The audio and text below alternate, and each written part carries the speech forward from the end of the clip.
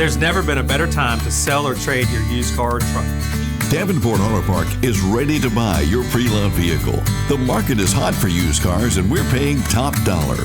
Drive into Davenport today and turn your car into cash. You'll get a cash offer on the spot. We'll even pay off your loan and give you a ride home. Or we'll help you pick out a new ride. Davenport Auto Park, Rocky Mount. For the ride of your life and the life of your ride. Davenport Auto Park, Rocky Mount.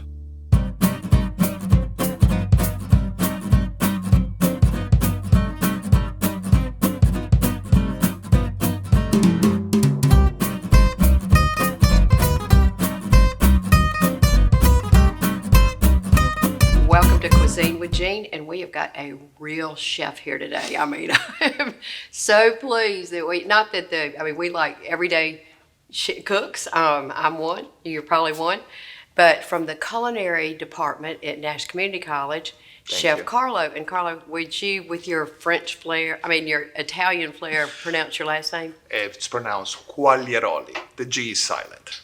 That's beautiful. Thank you.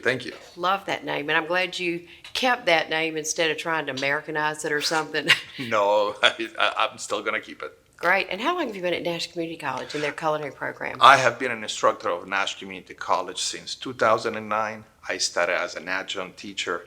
I was working at a catering company in Raleigh, and I was approached by a chef to see if I wanted to join the program. And I came to visit. I fell in love with the school. I fell in love with the students, and I never left. Wonderful. Well, and community colleges really do so much for the community. We talked about the fact that before we started that you all work with local restaurateurs. You seek their input for what they're looking for from your graduates and have a real pipeline. I bet everybody that you train has a job when they complete the program. Well, yes, most of our students, they already are in connection with the community, but once a year we have what we call the advisory meeting. It's which we invite the local chefs and local hotel and restaurant managers. We invite them in to ask them, what is it that you need from us to train our students? And some people say, well, we need them to teach them more about how to cure fish or how to cure meat or how to dehydrate. And we can modify our program to the needs of the community, of the restaurants, the hotels. We do also have a hospitality management program that provides excellent trained people to the local hotels. And they also are involved with the community. And we encourage actually our students as they come to the program to start working and at least one day of a week, go into a hotel, see how they operate, learn the business from within. We ask them. Not only that, our program has also what we call a work-based learning. They have to work for at least 4 months in a restaurant, and we follow their progress to see how they're doing there. And the program's been around for quite a while. I remember when it was small and not very developed, but now, and we need to start cooking. And we'll keep talking, but we'll get back to that in just a minute, folks. But you are going to make gluten-free macaroni and cheese. Yep. Q style, that's you. Q style, that's my last name. But my last name starts with the Q. My students say, hey, Chef Q, because my last name is not that easy to pronounce. Q style, because I developed this recipe, so that's how I call it. First of all, we're going to make it gluten-free. Most macaroni and cheese will start with a cheese sauce, and then you add your cooked pasta into it. Usually, the thickening agent for your sauce is going to be flour. Traditionally, it's going to be called a bechamel. You start with a roux of butter and flour. You cook it. You add your milk. We're going to start with half and half because it's gluten-free, not calorie-free. No, definitely not calorie-free, but the rich flavor's wonderful. And we love our creaminess. So we're going to put about a cup of your half and half into the pot. We're going to add 4 ounces of cornstarch. That is going to be our thickening agent. Cornstarch is naturally gluten-free. And what we're going to make is literally what we call a slurry. It's a combination of a starch mixed with a liquid. Do you have to get it all dissolved completely before it starts heating up? Absolutely. And that is the heart and the trick. Cornstarch does not gelatinize, or meaning it doesn't become thick, until it reaches a boiling point. So whenever you work with any starch or cornstarch or anything like that, first of all, make sure that it's dissolved in some kind of liquid before you add it into what you want to thicken. If you just take the cornstarch and you add it into a whole liquid, the cornstarch would create a film on the outside that is going to gelatinize and won't allow the other cornstarch to absorb all the moisture. The reason I ask that is I've made that mistake in my early days. And so I always go ahead and dissolve cornstarch in a liquid before I start cooking it or heating it up. Correct, and it's called a cornstarch slurry. Other thickeners that are gluten-free, we can use potato starch, we can use tapioca starch, and you've seen the tapioca, now it's the craze of the boba tea, when they put the oriental and they put the little pearls of tapioca. It's literally the tapioca flour that is being it's been made thick, and then we add flavorings, and that's why they have that texture that is really like gelatinous. Okay. Let's see, there's potato starch, tapioca starch, they're all gluten-free. Are you going to cook that to the thickening point before you add anything else? Actually, right now, what I'm just making sure is all of the flour is being dissolved. Okay. Now, once it's being dissolved, it has created a slurry. You can do that on a separate container, but I'm a big fan of not getting too much stuff dirty. So I'm going to use it in the same pot. Right now, I'm going to add the rest of the half and half. So for this recipe, we're going to use 1 quart of half and half to 4 tablespoons of cornstarch. Okay. And you can use that rule to thicken any kind of liquid. Let's say you're making a velouté, which is a thickened chicken stock. You can use 1 quart of chicken stock to 4 tablespoons of cornstarch. Bring it to a boil. That's when the real power of thickening happens. And then use it for your chicken or your gravy or anything like that. Keep So it the gluten-free. heat activates the cornstarch to make the Correct. thicker sauce. It's going to absorb moisture first, and then once it reaches boiling point is when the molecules will absorb all of the water and then basically become gelatinized, just like gelatin. Okay, and we're going to put this on Cuisine with Jean, the website, so we'll go over the ingredients a little bit later if you want to get something to write down and if you don't have access to a computer. But this is, people are going to love this recipe. Well, thank you. So as we're waiting for the milk to come to a boil, I'm going to add garlic powder. Okay. Why not fresh? Because fresh garlic has that raw pungent flavor. If I was using fresh garlic, I would want to cook it first in butter and then make this sauce. But this is something that I have developed with dry spices. We'll also give it the time for the garlic to also hydrate, because right now all of the spices are dry. I like to add my powder mustard. It gives it a nice flavor. And you've got half a teaspoon of garlic powder. Half a teaspoon of garlic powder. I have 1 teaspoon of mustard. I have half a teaspoon of salt, just a half a teaspoon to get it started, because as we add cheese into this, cheese is naturally salty. So we're going to add to this recipe 3 ounces of pecorino and 3 ounces of Romano. 3 ounces of Parmesan and Romano. Okay. They are salty by nature, so I want to be really careful with the salt that I add here. Any particular type of salt, like sea salt or just regular ionized salt? Or? We use in the kitchen kosher salt. Kosher. Kosher salt is salt, seawater that has been distilled, and then the salt has been created with it. So it's literally sodium chloride. There's nothing else, no minerals, no other flavor.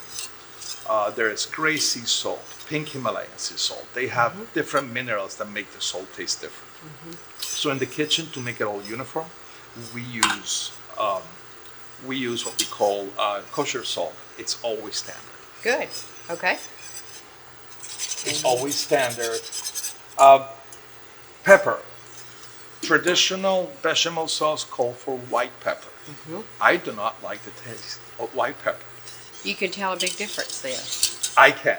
Okay. So white pepper is used in white sauces, so it doesn't create what we call the pepper effect. Once you So you add can't black see it. pepper, as I'm doing right now, you're gonna see the black little specks of pepper.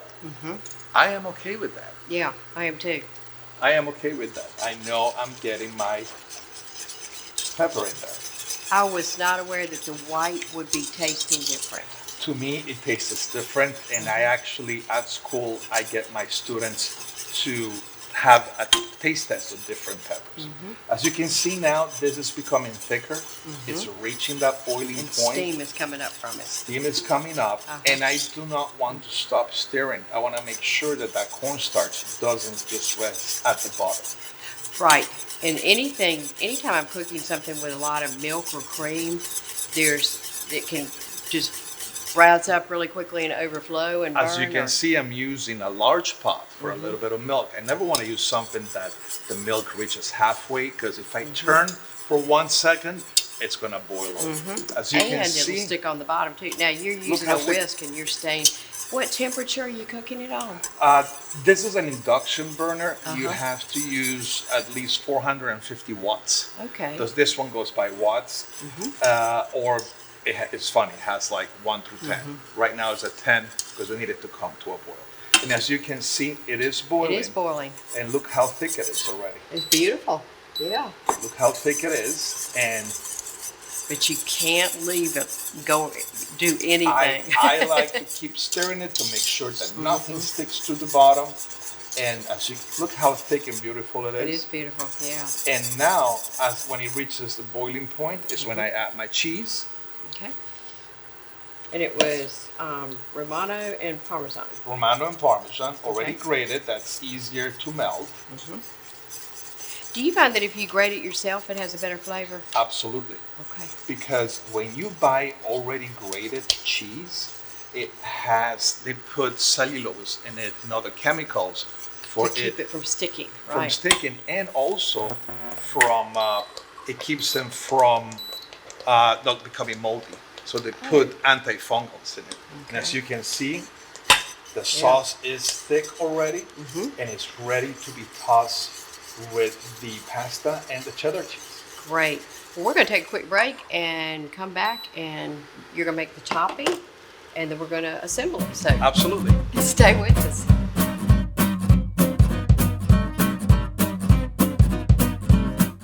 There's never been a better time to sell or trade your used car or truck. Davenport Auto Park is ready to buy your pre-loved vehicle. The market is hot for used cars, and we're paying top dollar. Drive into Davenport today and turn your car into cash. You'll get a cash offer on the spot. We'll even pay off your loan and give you a ride home. Or we'll help you pick out a new ride. Davenport Auto Park, Rocky Mount. For the ride of your life and the life of your ride. Davenport Auto Park, Rocky Mount. We are having such a good time. And Chef Carlo, I love that you're teaching us things. As an instructor at Nash Community College, I mean, you have, at the department there, you just teach kids stuff or students stuff all the time. We are making macaroni and cheese, gluten-free, Q style for his last name. And before we get started on the topping and whatnot, you trained at the Culinary Institute of America, which is the premier cooking school in the whole U.S. and maybe, I think, in the world. It is one of the best ones. I don't want to put down any other cooking school because they're all good. I was lucky enough to attend the Culinary Institute in upstate New York.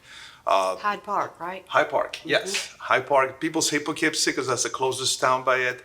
But now they have a campus in San Antonio. They have a campus in Singapore. They have a campus in California, Napa Valley, with a concentration in winemaking. Good thing I didn't go there because I will never graduate. Too much wine tasting. Oh, Yes, and I was beautiful lucky. country and stuff. Thank you. Well, we're so glad you ended up here, and we want to keep you here. Just put that on the table. We have made the sauce. You got that done, ready to go? The sauce is ready to go. Okay. We have melted the butter, Okay. and the butter we're gonna add it into the breadcrumbs, and it's just very simple. Just add it in there. You could add other things, cream, oil, but I like butter. And that panko, that's gluten-free panko, which, explain what panko instead of regular breadcrumbs, what makes panko crumbs different? Panko is literally thicker, flakier breadcrumbs. So regular breadcrumbs is literally bread that has been dried out and chopped up. Panko, there is a machine that specifically create this airy, more flaky. Think about like cornflakes. It will give a better crust to your to your items, and it creates, since there's the regular breadcrumbs, imagine the small pieces are clumped up together. Panko is the same piece of bread, but with more air within the cells walls of the breadcrumbs. So ergo, there's more air, there is more chance for air to flow through the panko and become crispier. And excuse me, not as dense too. I've It's often not seen as on dense. fish and whatnot. If I see panko crusted fish, I always think, good, it's going to be lighter. It's going to have a lighter texture. Correct, just because that crumb is more open and allows for more air to flow through the crumb and become crispier. Okay. And of course, if it is fried, you have to follow proper frying guidelines so that the oil stays on the outside and doesn't come in. If you fry under 350 degrees, you're giving a chance for the oil to penetrate into the protein. Even when you put the food in, it already needs to reach that temperature or it needs will to. penetrate. It's really hard to fry at home. Now, with something like this, it will help you maintain the temperature. If you're frying with a gas stove, it's way harder because you have to manually adjust that flame for it to be always at 350 degrees. Once the oil is 350 and you add, let's say, chicken, the chicken is cold and it will drop the temperature of the oil. That's why you have to crank it up. Thermostats are a beautiful thing. I used to use, when I used to fry chicken, I used to use an electric frying pan because I would get it at exactly the right temperature before putting it in, and the plug into it, which people don't use those much anymore. No, they don't. It would maintain that, and I still have that, but that was how, knowing what you said, I maintained it so it would not get into the food. The oil wouldn't get in the food. Now, technology has advanced immensely. Like, my God, 20, 30 years ago, an induction burner was something that you would see only on sci-fi things. It used to be $1,000 for an induction burner. Now you can pick up one for less than $100. Great, and the cookware, the only cookware that one can't use on it basically is aluminum, right? They can, The best ones that to use is stainless steel, okay. cast iron, and copper. Aluminum will not work because this is just all based on magnetism, and aluminum doesn't attract magnetic waves really well. So this is the best to use stainless steel and cast iron. With a flat bottom. With a flat bottom, make sure it has a flat bottom. If you're trying to use something like a wok that has that dome shape, you're only going to get hit in a small place at the bottom, Yeah, it won't work. and it's not going to work. Okay, so here we have our topping. And that looks wonderful. Again, that was, you put This is- Romano, Parmesan. Have you put the cheeses in there? Yes, Yeah, I see them. Okay, and the panko breadcrumbs and 4 ounces. And the butter. Okay. Now, I like my topping. As you can see, there's a lot of it. That is a lot of topping. I love a nice thick crust on top of it. And also, I did a little extra because I'm going to show you how, if you want to make individual ones, how to make it. Oh, yum. Topping is ready. We're going to set that on the side. This is our sauce, and we're going to add 1 pound of grated cheddar. Great. Always grate your cheddar. It makes it easier for it to incorporate in. What do you use? Do you use one of those things that or do you grate it with a stand-up grater, or do you put it in a food processor? We have at school, we have food processors that can grate big pieces of cheese. We teach our students, at home I use my little grater thing, but at school we have industrial shredders that can shred 10 pounds of cheese in 2 minutes. Oh, And I that's would what- like that. Plus, I like to grate my own cheese. If you pick up a bag of grated cheese and start reading the ingredients in the bag, you're going to notice that there's going to be cellulose and there's going to be antifungal agents so the cheese doesn't mold quickly. And there's a bunch of ingredients. I don't know about you, but I don't like a lot of ingredients in my stuff. Cheese should be cheese. And Oh, I agree completely. so I just teach my students how to do it and how to grate their own cheese. And let's talk about the pasta, because I said, Carlo, this looks different from normal pasta, and it is gluten-free pasta. Gluten-free pasta. I have couple of people in my life that are gluten free, so I've been trying to like do a recipe for gluten free pasta. I have failed multiple times, and and one day I came across with the Barilla gluten free pasta, and it's been just a joy to use. Very available in grocery stores, right? $2.49 for Wow. that. Okay. And good. and there is a lot of, oh, meanwhile, while we talk, I'm gonna add my cheese sauce to my pasta, because otherwise I'm gonna do a lot of talk. Well, and I should have thought, you're Italian, you were born in Italy, and pasta. I mean, that's kind of native to you and your heritage, right? Yes, it is.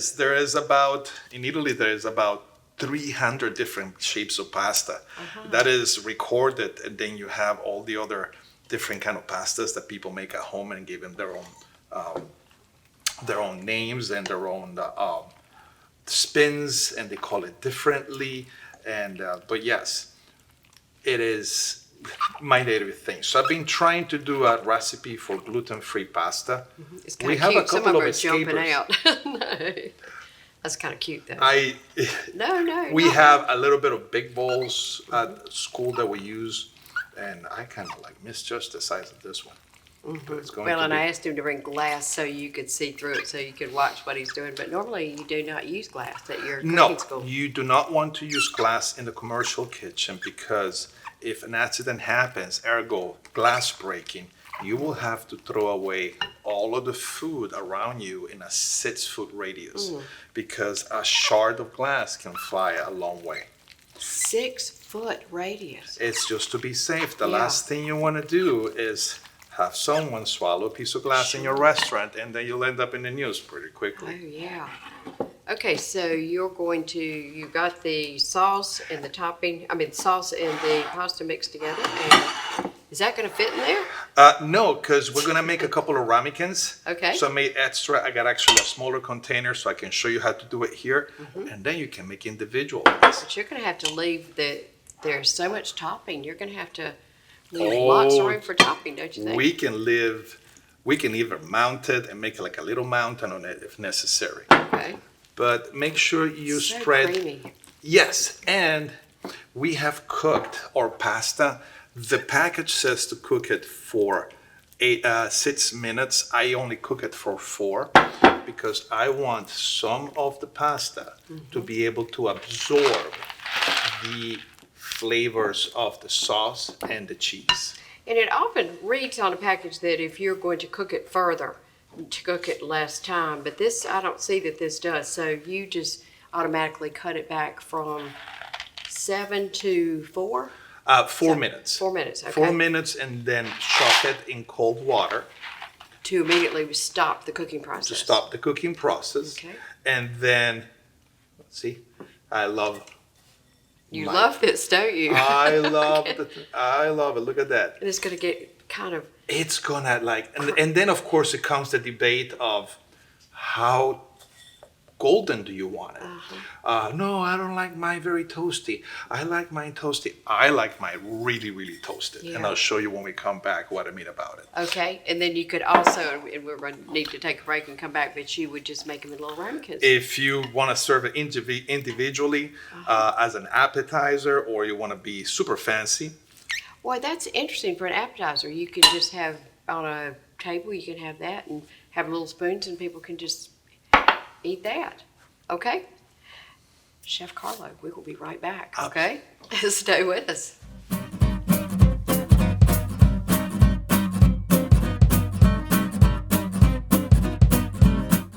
There's never been a better time to sell or trade your used car or truck.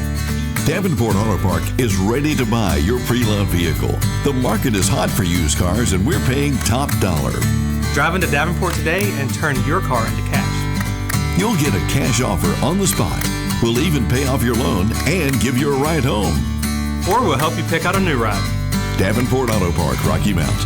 For the ride of your life and the life of your ride. Davenport Auto Park, Rocky Mount. Carlo, I'm going to run through the recipe while you serve some and let them see how just did you see? Amazing. This is how I like it. me too. Yeah. Some people might say, oh, that's like, there's that crunchiness in there. Here, I'll serve you some. Love the crunch. Okay, very quickly for the sauce, a quart of half and half, 4 tablespoons cornstarch, and a half a cup of milk, a teaspoon of salt, a half a teaspoon garlic powder, a teaspoon of onion powder, a half a teaspoon black pepper, 3 ounces of Parmesan and Romano cheese, and a pound of shredded cheddar cheese. The topping, 3 ounces Romano cheese, 3 ounces Parmesan, 6 ounces gluten-free panko breadcrumbs, and 4 ounces of butter.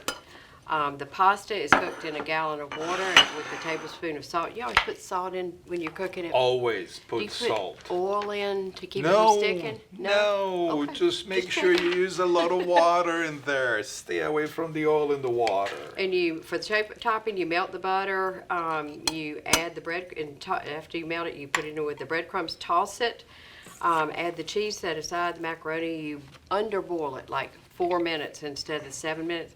You're already eating it. Well, that's not fair. I'm talking and you get to eat it. You're the boss of the show. You have a better option than mine. Go for it. It's, Okay, make the sauce, and you need to come back. This is a lot of fun. Okay, take 1 cup of half and half, add the cornstarch. Dissolve the cornstarch with the half and half before you add the heat, or it will clump. Add the remaining half and half and cornstarch into the slurry into a sauce pot. You cook it. You add 4 ounces of butter. Stir it until it comes to a boil. Thickens. When it thickens, you add the cheeses. Salt, garlic, onion powder, and there was mustard too. You said how much mustard? yes, 1 teaspoon of dry mustard. Dry mustard. Okay, you stir, combine it all, and then you assemble it. And that goes without saying how to do that. 350 until you like it.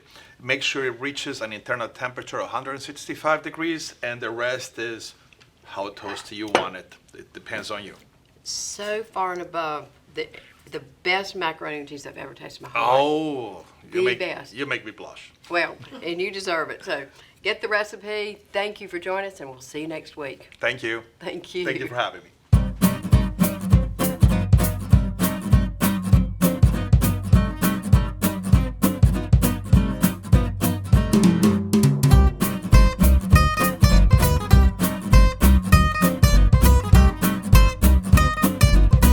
There's never been a better time to sell or trade your used car or truck.